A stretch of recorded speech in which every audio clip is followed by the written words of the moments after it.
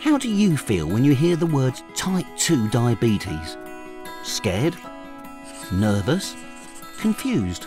That's how I felt when I was diagnosed 5 years ago, and the way many others feel when they hear they too have type 2 diabetes.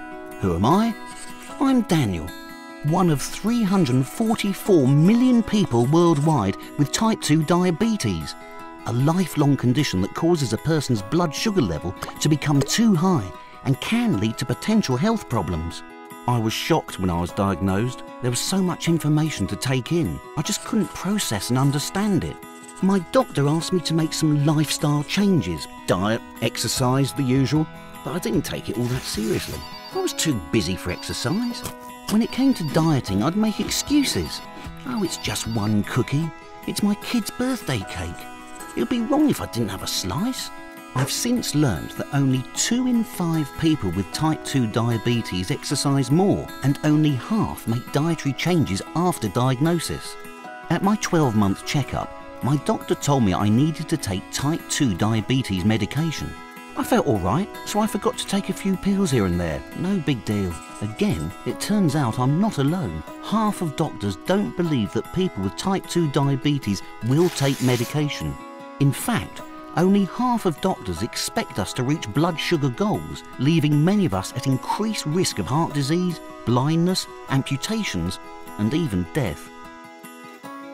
Like me, 3/4 of type 2 diabetes patients say they're not concerned about complications.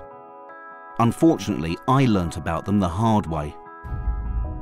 A year ago, I suffered a transient ischemic attack, or a mini stroke, in large part due to my high blood sugar levels. It caught me completely off guard and turned my world upside down. My family was terrified. They really thought they would lose me. We all became suddenly aware of how important it is to live a healthy lifestyle and how much I'd taken my health for granted. Thankfully, I'm doing well now, but the lingering memories of the fear I felt that day got me thinking, how can we do more to prevent this from happening to others? Well, it all starts at diagnosis.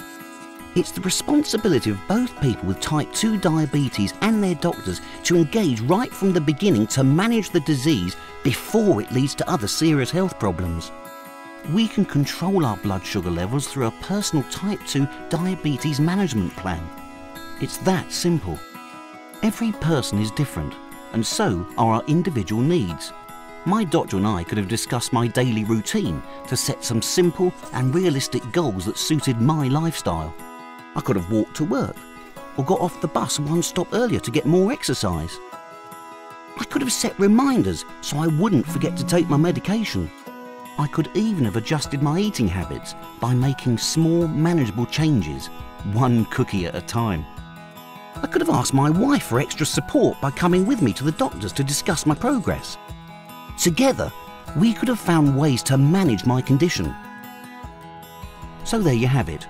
Many people like me struggle with understanding type 2 diabetes and, more importantly, managing the disease. But you can do more to ensure you don't learn about complications the hard way. By working as a team with your doctor and loved ones, you can control your blood sugar levels and manage your type 2 diabetes. It's time to do more in diabetes.